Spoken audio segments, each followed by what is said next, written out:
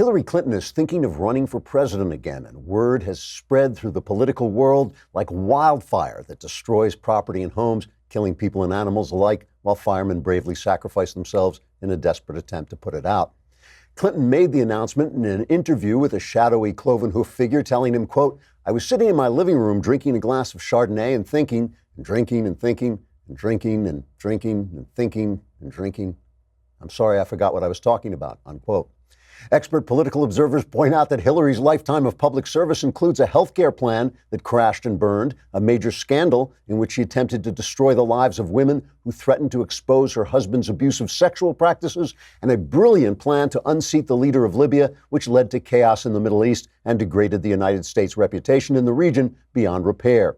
As one expert put it, quote, "If she can just bring that level of experience to the American presidency, we will be screwed in ways mere language couldn't possibly describe," unquote. In a rambling interview with the lamppost outside Archie's Bar and Grill in Chappaqua, New York, Mrs. Clinton explained her motives for considering yet another presidential run, saying, quote, "The first time I ran for president, I was defeated by an inexperienced second-rate senator, and that was pretty humiliating. The second time I ran, I was defeated by a loudmouth businessman, and that was extremely humiliating. This time, I'm hoping I can fall face first into a spotlight during a debate, set my skirt on fire, and run naked in circles around the stage while on national TV, because that would be unimaginably humiliating, and I've just really gotten into that sort of experience," unquote. Mrs. Clinton said she planned to discuss the decision further with the gigantic pink elephant who lives on her ceiling. She says he's been guiding her career for years. Trigger warning, I'm Andrew Klavan, and this is The Andrew Klavan Show. I feel hunky-dunky, life is tickety-boo. Birds are winging, also singing hunky-dunky-doo. Ship-shape, tipsy-topsy, the world is zippity-zing. It's a wonderful day, hurrah, hooray! It makes me want to sing. Oh, hurrah, hooray! Oh, hooray, hurrah! You know, Hillary Clinton is really saying, the Wall Street Journal says she is going to run. I just hope she doesn't, because I can't stand to listen to Shapiro for the next 2 years tell me she's going to win. whatever the worst possible thing can happen, that's what he thinks is going to happen. Tomorrow, the mailbag. More importantly, you are just one day away from all your problems being solved. You know how to do this by now. Go to dailywire.com, hit the podcast button, hit the Andrew Klavan podcast, hit that picture of the mailbag. You can ask me anything you want about politics, about religion, about your personal life, and I will solve your problems. My answers are guaranteed 100% correct and will change your life, sometimes for the better. But the one catch is you got to subscribe. And at this point, we're giving you so much stuff. We're sending you, I'll take my shoes off and send you my shoes. We give you Another Kingdom. We give you the Shapiro show and the Noel show and my show and Walsh's show. You can be in all the mailbags, ask all the questions. I mean, you only have to come to my mailbag because I will answer all your questions and solve all your problems. You get just about anything you want. It's only $10 a month. $100 you get the whole year, which is actually less than $10 a month. If one of my listeners, I can't imagine you being able to do that math, but it's $100 you get the whole year. And of course, the now famous Leftist Tears tumbler, which you can use to shatter Crowder's mug. Just hammer it about 3 times and Crowder's mug just breaks into pieces, which you can then use to throw away. Also, a bunch of people wrote in. I mentioned before that, Another Kingdom is now, we're now up to episode 7. Is it 7 for subscribers? And that'll be out on Friday. And if you'd like to get the first season in novel form, and the novel is a little bit different than the actual podcast, you can pre-order it at anotherkingdom.editorsexclusives.com, and you'll get all bunches of free gifts that come along with it, including a prequel that I wrote that comes with it, and an author's guide that I also wrote that comes with it. That's anotherkingdom.editorsexclusives.com to get all the free stuff up ahead. If you pre-order, you got to pre-order the books out in March. And while you're doing that, you might want to send a letter. And if you do that, you got to use stamps.com. Why? Because the post office gives you so many great services, but you want to stuff those services into your computer where everything else is too. I mean, you just don't have time, especially if you live in LA, you definitely don't have time to get to the post office because it's like a block away. So that's 3 hours of driving through traffic. Wherever you live, you want your good stuff in your computer, and with stamps.com, you can access all the amazing services of the post office right from your desk, 24/7, whenever it's convenient for you. You can buy and print official U.S. postage for any letter, any package, using your own computer and printer, and the mail carrier picks it up. You click, you print, you mail, you are done. It could not be easier. And right now, you can use Klavan for a special offer. This includes up to $55 free postage, a digital scale, and a 4-week trial. So don't wait. Go to stamps.com before you do anything else. Click on the radio microphone at the top of the homepage and type in Klavan. That's stamps.com. Enter Klavan. You will be able to send a letter directly from your desk including the question, how do you spell Klavan? How do you spell Klavan? Do we know? Do we have? There it is. You should check our sponsors. You'll love what you'll be saving. But you must remember, there are no E's in Klavan. There's jobs and flowers, crates and wine, and all the folks are raving. But you have to spell it right. There are no E's in Klavan. There's stamps and sheets and mattresses. There's magazines and shaving. But if you want the discount, there are no E's in Klavan. Well, you can even have them bring the meals that you are craving. There is an E in Andrew, but there are no E's in Klavan. Are no E's in Klavan. K-L-A-V-A-N, there are no E's in Klavan. The entire staff is dancing. It's a wonderful celebration of life. Knock it off. That's all right. I love that song. I think that it sticks in my head all day long. And it's true, too. There are no E's in Klavan. So, the numbers now coming in from the election results, and they're doing the recounts in Florida and Arizona. I can't believe they voted for that woman, Sinema, but do not think, I'm hearing a lot of things that the election was stolen in Arizona. It wasn't. I hear from John Gabriel, who is an Arizonan, that McSally's campaign, obviously she was a much more appealing candidate to us, but she ran a kind of prevent-defense campaign. It was not an aggressive campaign. Sinema sold herself hard as a moderate, so she's ahead. But the thing I wanted to get to, when the election first happened, I talked about what a victory it was for Donald Trump culturally, the thing that I really care about, because I think the culture affects what you're going to be seeing 20 years down the line. And Donald Trump has changed the culture in a lot of ways. He has made it permissible to speak up when the NFL is not saluting the flag, permissible to say, hey, I'm going to say Merry Christmas, permissible to say to the news media, you know what, you stink, you lie constantly in favor of Democrats. We hate you, you do a bad job. And he has shown that you can do that and walk away without a scratch. On the other hand, I think it's important to point out that he did not walk away without a scratch for the thing that I complain about all the time, which is his bad manners. He was so successful as president, the economy, the war against ISIS, which he won essentially, his, dialing back regulations, his judge picks. He's been so successful that the only reason people have turned against him really is because of his manner, because of the way he does things, and everything he does could be done with a little bit more grace, but that's not the way he is. Okay, that's fine. But Henry Olsen, who is one of my favorite observers of the political scene, he saw something else in these elections as the numbers come in. And one of the things I like about Olsen is he doesn't announce his conclusions on the day of the election, because he takes some time and he thinks about it. And he's talking about the fact that our country is continuing to divide, and it is a division of places. It's a division between the cities and the suburbs and the countries, and the country and the towns. This is not necessarily a question of race. It's not necessarily a question of education, though education plays into it. More educated people tend to congregate in cities. But it is a question of a way of life. And he says there are two nations now. The first nation, the U.S.'s large cities and suburbs, was Democratic before last week and became much more Democratic on Tuesday. The second nation, the U.S.'s smaller cities and towns and countryside, was Republican before last week and remained Republican on Tuesday. And what he says about this is good news for Trump 2020, because it means he has a clear path to winning the Electoral College again, even if, again, he loses the popular vote. And, we decide our elections with the Electoral College, but it's not necessarily a good thing to continually win the Electoral College and not be able to deliver the popular vote. I mean, even the founders talk about this in the Federalist Papers, that you want ultimately a sense that the majority is ruling the country.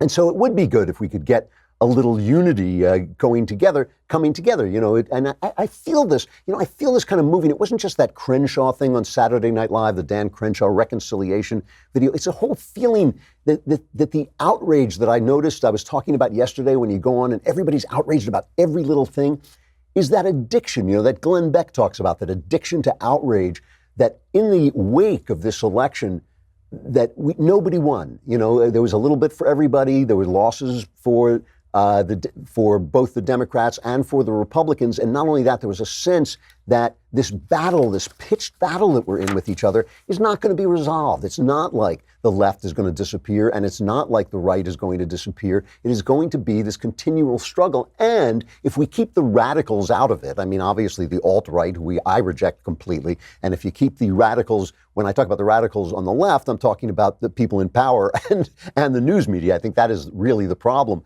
But when you keep them out of it, liberals and conservatives are in this kind of dance that we can use to move forward. We talk about the need to preserve our institutions and traditions. They talk about the fact who those institutions and traditions are not serving and how we can serve them. The problem is the difference between what the cities want and what the country want. And I will talk about that in a minute. But first, I have to talk about Quip. And you know Quip, they have made this beautiful electric toothbrush that is so well designed, so sleek, so easy to carry around that you can take it with you anywhere. That is the big deal, because your teeth look and are better with an electric toothbrush.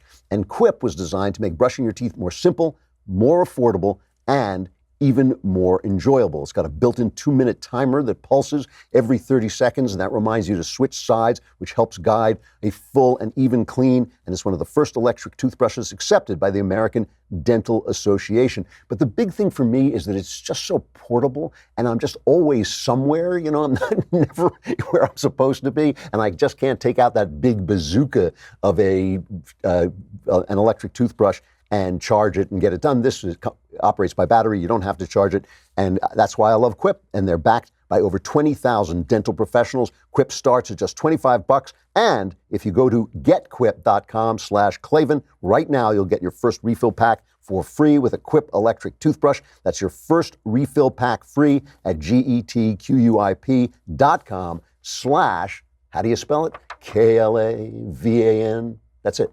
So the Mickey Mouse theme doesn't really work with that, but you know, I tried. I gave it a try.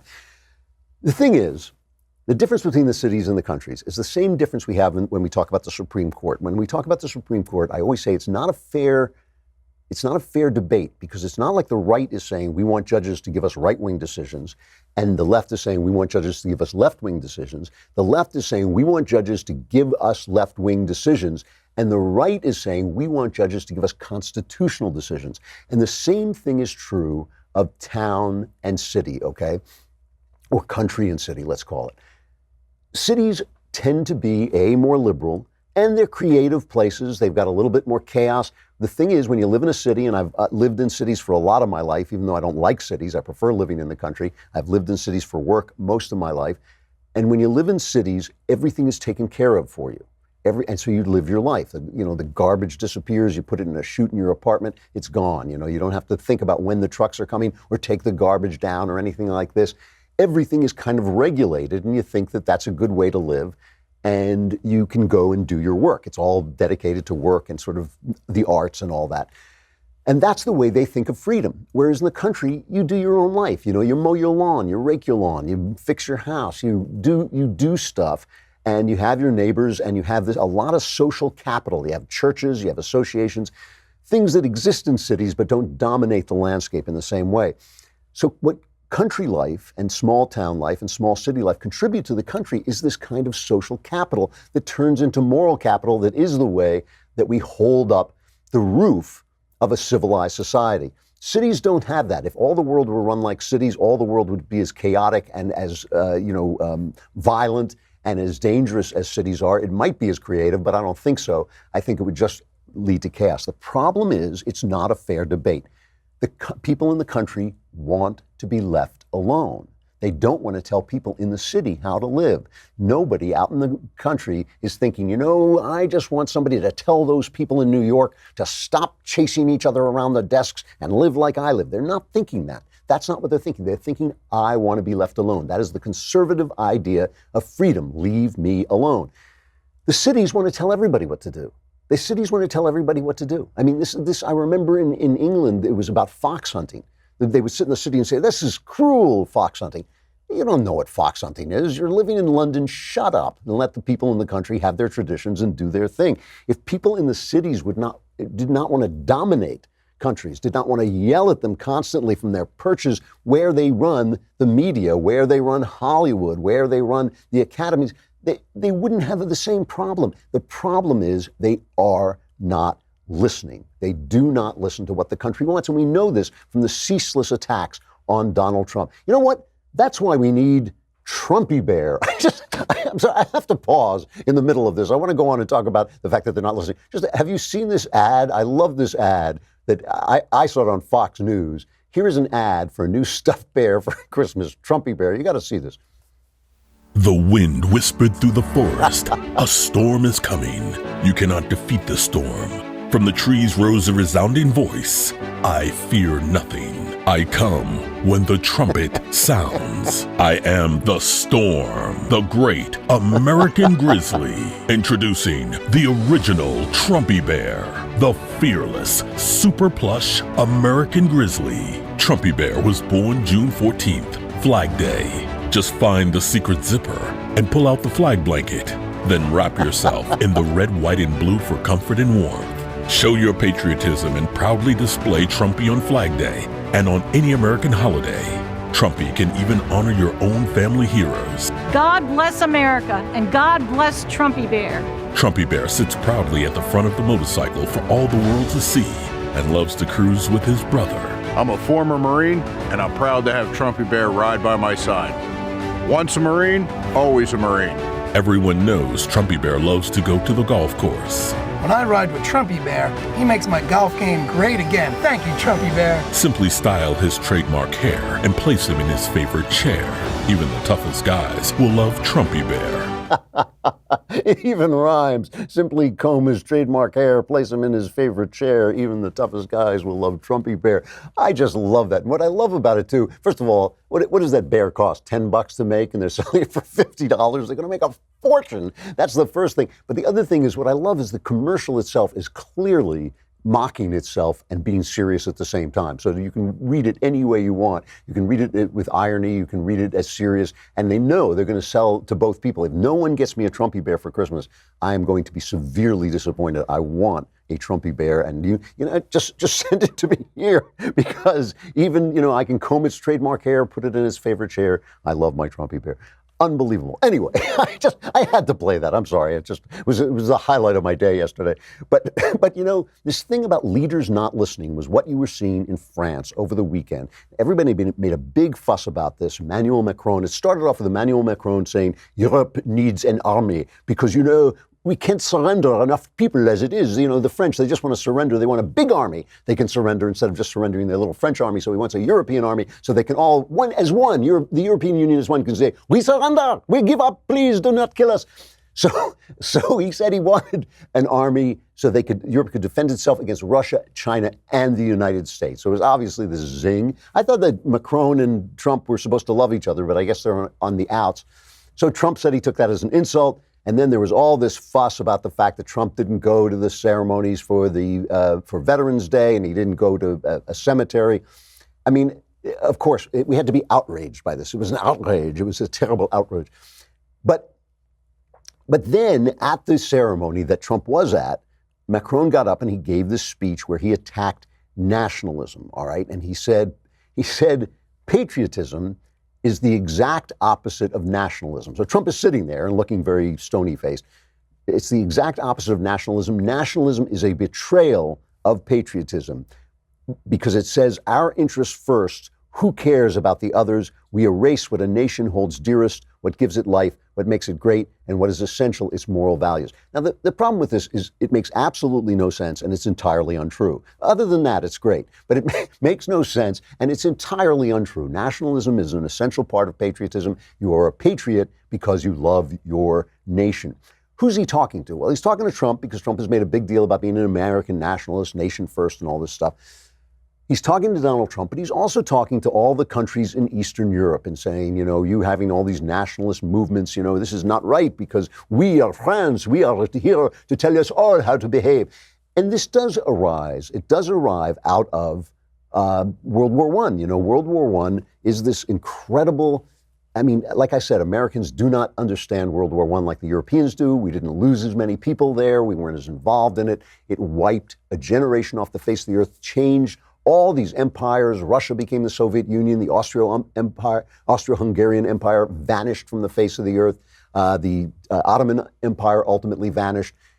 Everything. And you know, here in America, it was the kind of the beginning of the progressive movement with Woodrow Wilson, the first anti-constitution president, starting to install that kind of deep state that we're still fighting with today. So it really had a big, big effect that is still haunting all of our countries today. But the left, as it always has managed to do in the past, seized the narrative. What was the reason we lost all these, millions of men, all this disaster? Well, it was nationalism. That was the problem. It was nationalism. You could just as easily have said, since nobody can really understand why and how the war got out of hand the way it did, you could just as easily say, well, it was because of unions like NATO. It was because everybody was sworn to defend everybody else. So when a war started, everybody had to take sides, and the entire continent went up in smoke. I mean, that's another thing you could possibly say. But for Western Europe, the idea was, we have got things figured out. Everything should be Western Europe. Our values are eternal, universal values, and therefore we don't need nations. We just need to share our values. That's kind of the basis of the European Union. In the same way, it's the basis of the United States.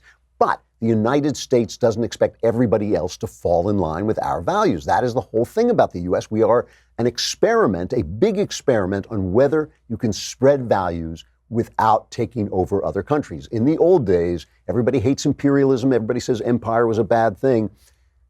Not so bad, it was a way of spreading good values. So we are an experiment in spreading values. And the thing is, Macron is not listening. He's not listening to the Eastern Europeans who for 70 years were dominated by the Soviet Union, their nationalism stripped away and forced into this kind of multinational structure where they said, oh no, you're not Poland, you're just one of the Union of Soviet Socialist Republics. Oh, and by the way, you're not a republic either, you're just a slave state. They're fighting back from that. They want their nation, they want their identity, and France is secure in its identity. And as Trump actually tweeted out, he said, there is no country more nationalist than France, very proud people, and rightfully so. And of course, the French have laws about how many American movies they can show because they don't want American culture taking over their culture. So for Macron to get up and denounce nationalism is really a nationalistic move, okay? It's just slapping Trump around for no reason, slapping all these movements around. The leaders are not listening. The people in the city are not listening to the people in the country. The people in the capitals are not listening to the people in the other cities. It is a real problem. It is a real problem, and we've got to start. We really have got to start to listen. One of the problems with Trump, and one of the things I keep complaining about, is a lot of times he says true stuff in such a way that nobody will listen to him. Like when he was talking about the California fires we're having here, he said a lot of this is to do with forest management, and the firemen were out there with the hoses, and the people were running from their houses and driving through flames. And it was like, you have to bring that up right now? I mean, it is true. Forest management is messed up in California and on the federal lands in California because an environmental movement has made it too hard to clear out the debris, to clear the forest of all the debris that just turns into tinder. And so the fires go up, like a matchbox. And he's absolutely right about it, but just a little bit of timing there, Donald, and you could actually have gotten that message across. We're not listening to one another, and it doesn't help when everything is outrage, when everything is about screaming, when everything is about beating the other guy. And that's why that Saturday Night Live moment was so impressive to me, why it is. Hey, we've got a great interview coming up, and we're going to break for that, but I do have to mention the death of Stan Lee, obviously the master of the Marvel Universe, a guy who really changed comic books in a unique way by making characters who were not like Superman, untouchable. They were not just square-jawed, all-American icons. They were human beings like Spider-Man who had problems. He's, in a lot of ways, comic books themselves, and Stan Lee also, are a testimony to e pluribus unum, and I'll tell you why. When you make everybody part of the country, when you're good to everybody, the people who have always been outsiders start to contribute in new ways. Comic books and superheroes are almost entirely an invention of Jewish people, of Jewish Americans like Stan Lee. And they're a reflection of a sort of desire to be part of this wonderful American enterprise that turns you into a superhero by identifying with this super country. And what Stan Lee was he was a little bit more honest about his superheroes, because they were little guys, troubled guys, neurotic guys, like the old, kind of cliched picture of Jews. And so he brought that into the superhero mix. When you allow people to become part of your country, they contribute so much because they love the country and they show you different ways to be a part of it. And I mean, it's true, take Irving Berlin, who wrote White Christmas. That yearning, longing to be back in Christmas comes from a Jewish guy who was never part of Christmas, right? That's where that yearning sound that you hear in White Christmas comes from. In the same way with Stan Lee, that idea of the wish fulfillment of the little guy, Peter Parker, who becomes Spider-Man, and suddenly that is a very Jewish statement in a very big country. And it's a wonderful part of not having multiculturalism, of saying, no, we're all one culture. You contribute in your own unique way. Stan Lee, let's just play a minute of this is his last interview, I believe, him talking about what he was trying to contribute through his superheroes. I would like to think that everything we do in our stories helps the readers to just understand the world and to have a little more tolerance and to take the peaceful and intelligent route instead of what some people do. I've always felt it would be nice if, while enjoying the adventure, if the reader also gets the feeling that we should all be good to each other. And the world is a small place. We only have a short time in it. And we must make it as pleasant for ourselves and for other people as we possibly can. And doing the right thing is better than doing the wrong thing. Behind everything, there should be a good moral tone. I've always tried to put that in. They try to do that now with Marvel, and I hope they keep doing that forever. Stan Lee, who's 95 years old, is funny. On Saturday night, I went out for a birthday dinner with friends, and we went to one of my favorite very fancy restaurants in Beverly Hills. And I said at the dinner table, I said, every time I've been in here, I've seen Stan Lee was in here too. I don't see him tonight. He's dining at a better restaurant still, I'm sure. All right, we got to say goodbye to Facebook and YouTube, but come over to dailywire.com. Tomorrow is Mailbag Day. If you subscribe, you can ask me anything you want. My answers are guaranteed 100% correct. I mean, that's a pretty good deal for a lousy $10 a month. Guaranteed 100% correct, will change your life now and then for the better, the rest of the time. Yeah. All right, come on over to dailywire.com.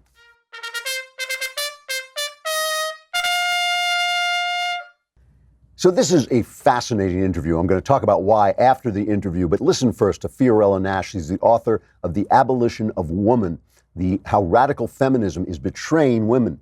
Fiorella is an award-winning novelist as well as a bioethicist in the United Kingdom with over 10 years' experience researching life issues from a feminist perspective. Here is Fiorella Nash. Fiorella Nash, thank you so much for coming on. I appreciate it. Let's begin with the title, The Abolition of Woman. Obviously, it calls to mind C.S. Lewis's Abolition of Man. Mm-hmm. He was talking about some essential ideas going out of the world. What do you mean by the abolition of women? Well, as you say, it's a nod to C.S. Lewis. I'm looking at really the way in which our understanding of womanhood is being affected by the ideological position of radical feminism. The title is as controversial as the book in many ways.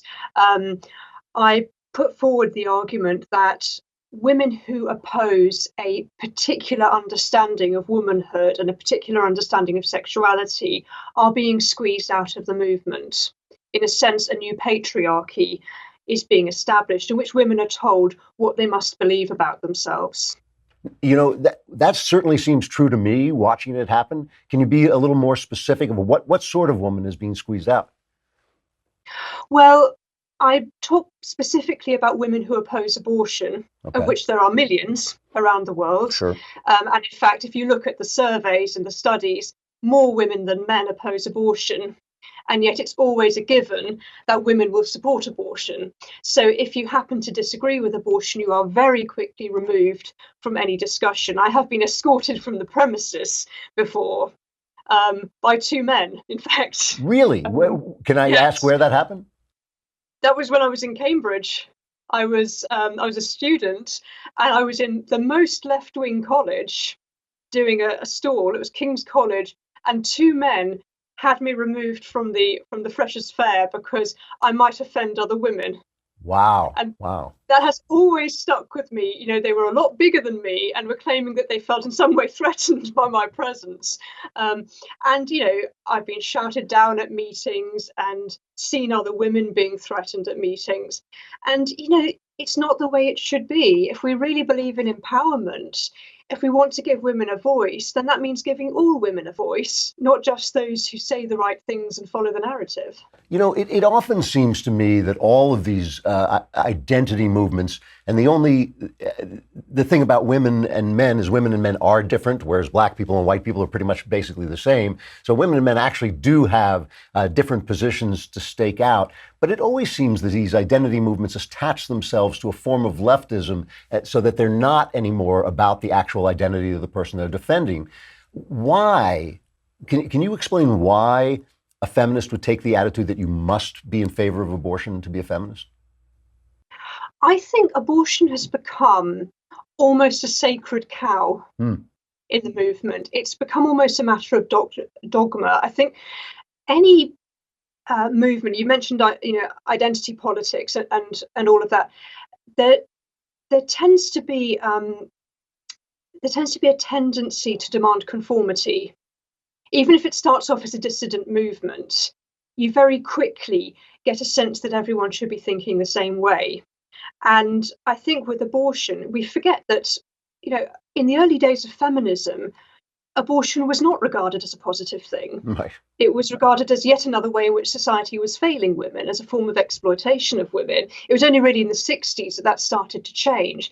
And there can be a kind of cult-like element, I think, to any ideology, and therefore anyone who doesn't toe the line becomes almost a heretic.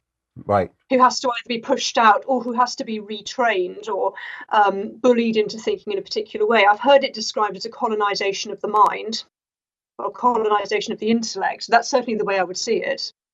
Why don't it seems to me that feminists are always complaining about treatment in countries like England and America, where women, after all, have been treated historically better than anywhere else, even in times when they weren't being treated as well, as equally as they are now. It was certainly better than, and yet they fall silent when talking about Saudi Arabia, China, where women really can be terribly oppressed. Why aren't we hearing more from the feminist movement about those places? It's one of my major points of contention with radical feminisms. I think that we are very, very narrow in the way we tend to see the situation involving women. And that has always been a criticism of feminism. There was a joke when, in the early days of the suffrage movement, it wasn't so much votes for women, it was votes for ladies. It was very, very middle class, Right. And perhaps the voices of women, even at the time, from different classes and different ethnic groups, were not really properly heard. But I think certainly I contend that one of the major reasons why feminist groups are not speaking out enough about injustices involving women is because of the issue of abortion and so-called reproductive health. If you look at China, for example, there's very little concern expressed about the one-child policy, even though millions of women, for the period of a generation, the one-child policy is as old as I am, so guess, have had their fertility sabotaged and suppressed by the communist authorities. They have been forcibly aborted, forced to contracept, forcibly sterilized, and so little is being spoken about this. We fall back on the population, and we fall into this sort of Malthusian argument that somehow it's a lesser evil when millions of women are suffering. China is the only country in the world where more women than men commit suicide. Wow! And the majority are women of childbearing age. Yeah. And it's brutality. It's obvious brutality. I don't understand why that should not be a feminist issue. I don't understand why they're silent on the way that women are treated in countries where where a woman is put to death for being raped, or where women have the most basic rights are denied, the right to show your face if you want to. I don't hear anything about this from feminists. It is quite varied, actually. There are groups that do speak about this, and Okay. you do get sometimes. For example, I don't know if you remember, some years ago, a film was made called The Stoning of Soraya. Yes, my friend It's, made that film. Yeah. yeah, oh, yeah, right. And that was promoted right around the Western world. I saw it, and a lot of people did. So I think there are some attempts made to try to draw attention to what's happening to women in Afghanistan, for example, Saudi Arabia. But it is pretty muted when we consider the things we spend our time worrying about, the gender pay gap or whatever. It does rather pale into insignificance when you've got women going through female genital mutilation or child brides, whatever. But I think in fairness to many of the feminist groups, there is an attempt, at least, to try to draw some attention to issues like this. I mean, there was a stunt some time ago, I don't know if you came across it, about, I think it was in the States, an older man, he's in his 60s, with a 12-year-old girl dressed as a bride. And he's saying, oh, we're getting married. And people were saying, hang on a second, how old is she? No, she shouldn't be doing this. This is illegal. And what they were drawing attention to were child brides in other countries. And they were drawing attention to the fact that if it happened in your own country, you would say something about it. What about though, outside of abortion, things like the Rotherham Scandal, which really is only one of a number of scandals where young girls were being groomed for rape and unimaginable abuse from my point of view, and people kept silent because the perpetrators, I assume it was because the perpetrators were Islamic and they didn't want to be called Islamophobic. Is that fair? Well, one of the major problems actually was that we have over here, and you probably have a similar situation in the States, the idea of no worries sexual health clinics, where they don't ask questions. They pride themselves in servicing, as they see it, young people who are sexually active without wishing to appear to be judgmental. They won't ask them if a 13-year-old girl, for example, comes in to get an implant or a contraceptive injection, what's going on, who she's sleeping with, how old is the man. And so, of course, these abuses can just go completely undetected because nobody's asking questions. And in fact, when there were the inquiries about Rotherham and also in Oxfordshire, that was one of the points that was made, that these girls were quite often in contact with sexual health clinics, but nobody asked. One question might have been enough to expose what was going on. We leave our young people so vulnerable. Yeah. Now, I always tell people that I am not a feminist because I believe that women's rights are covered by what we call here, I'm not sure they use this phrase in England, but that we call classical liberalism, which is basically our, declaration, the declaration in the Declaration that all men are created equal, that should cover women, cover everybody the same, and we don't need feminism. What is it that makes you a feminist? I think it is that I do believe we need feminism because I do believe that women still face struggles, including in our own country, perhaps more so in other places, as we've discussed. But I still feel that there is a need to really fight for equality in certain fields, that women are more vulnerable in certain areas. For example, when it comes to sexual violence, intimate partner violence. And as things are going, my feeling is that they are becoming more vulnerable ironically, because of the sexualization of society. I think women and girls are being placed at much more risk than they ever have been. So I think there is a need for a very clear voice from a strong movement saying that violence towards women is wrong, that women and girls have a right to protection. But I very much see it from the point of view of what's sometimes also called the new feminism. Pro-life feminism I see as being very much a part of that. I think it was John Paul II spoke of the need for a new feminism. And the point of the new feminism is that it's about men and women working together. It's not about men and women pitted against one another. It's not about women blaming men for everything. It's about men and women working together, complementary gifts, but as equals in pursuit of the common good.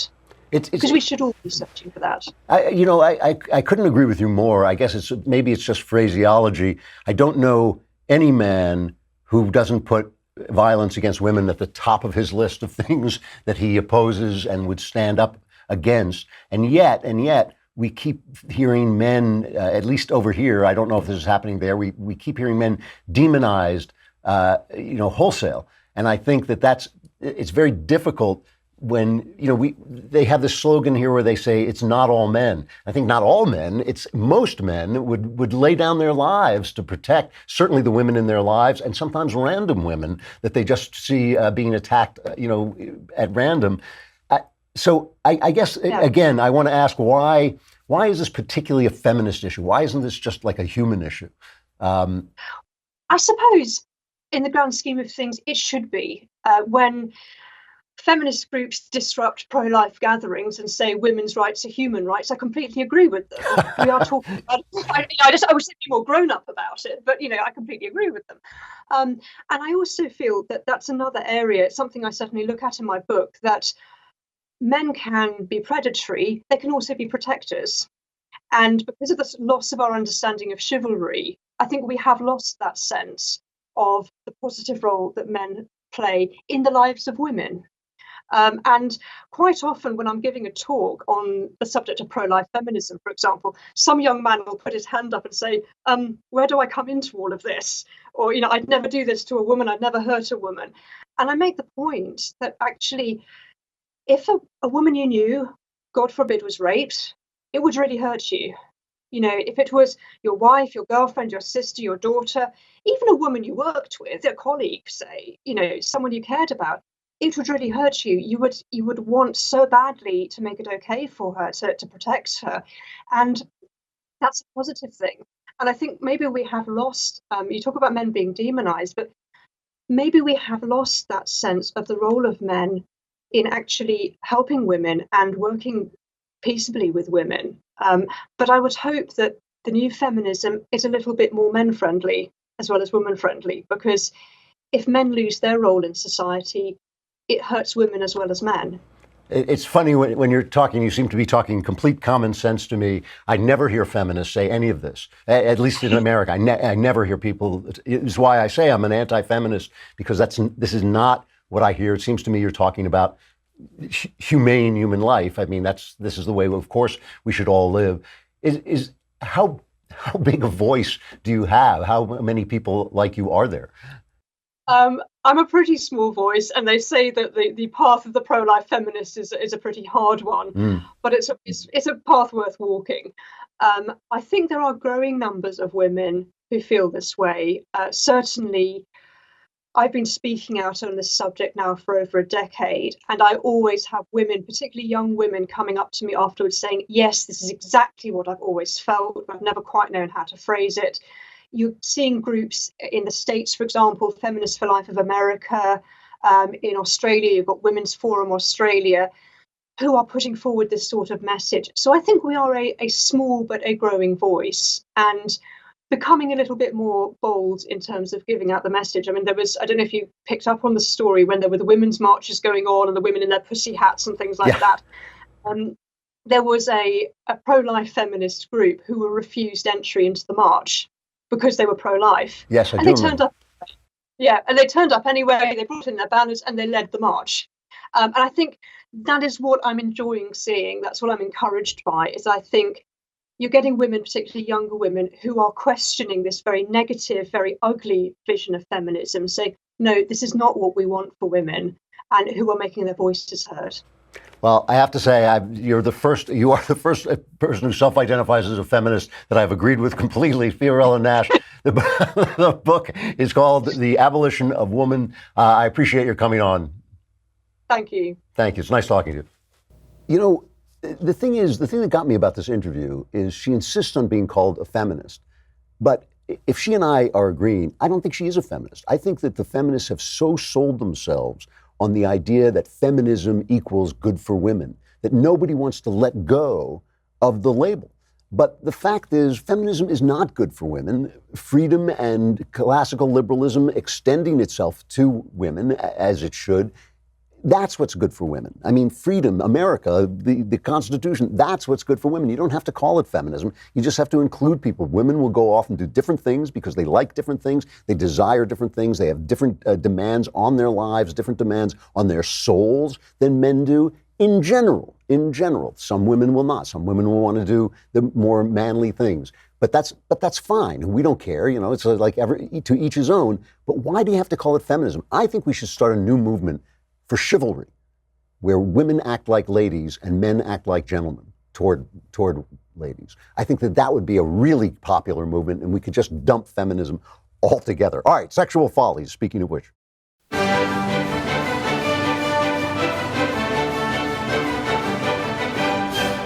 So I'm running out of time. I got to do the story faster than I'd like. But here is a guy in Japan who has married a hologram. Okay, hologram for those 3D projections. A guy named Kiko Kondo.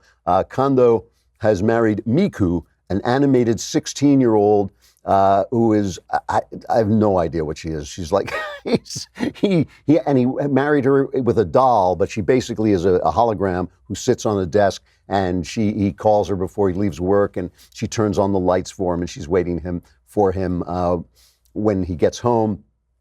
And he talks about how, you know, in the old days, he was a geek, and girls were mean to him, and drove him, the women were so unkind to him, they drove him to a breakdown, so he married this hologram instead. His family is not too thrilled. You know, like all these hilarious stories, it's really a sad story. I mean, it's a story of, you know, something that is happening in Japan, but happening around the world. I mean, it's kind of this idea that technology, that all marriage is really about is this kind of feeling of love and maybe the experience of sex, which you can give to yourself through porn, and that the idea of two human beings finding a way together is too difficult, you know. And I think that the whole thing, what other human being, you know, Jean-Paul Sartre wrote a play called No Exit about hell, and the whole thing in it, the whole play is, I think it's three people locked in a room together.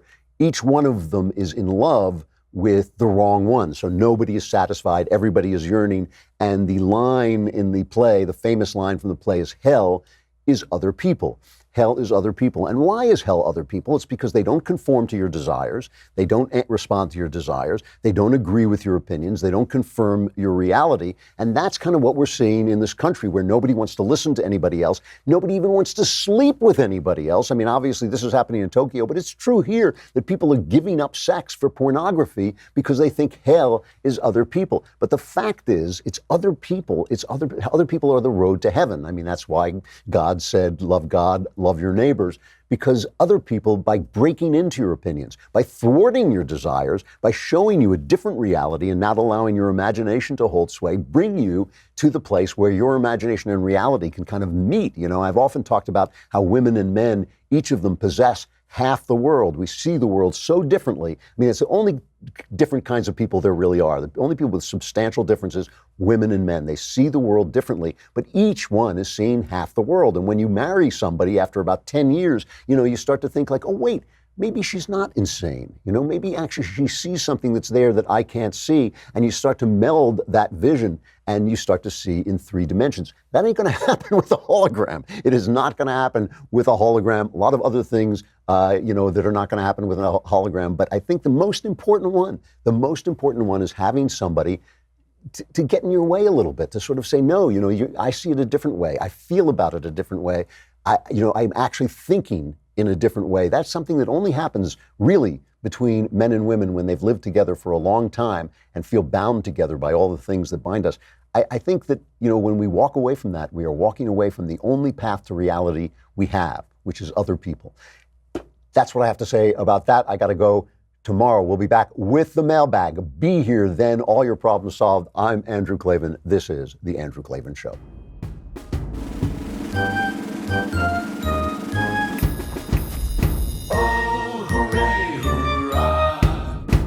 The Andrew Klavan Show is produced by Robert Sterling. Executive producer, Jeremy Boring. Senior producer, Jonathan Hay. Our supervising producer is Mathis Glover. Technical producer, Austin Stevens. Edited by Alex Zingaro. Audio is mixed by Mike Cormina. Hair and makeup is by Jesua Alvera. And our animations are by Cynthia Angulo and Jacob Jackson. The Andrew Klavan Show is a Daily Wire Forward Publishing production. Copyright Forward Publishing 2018.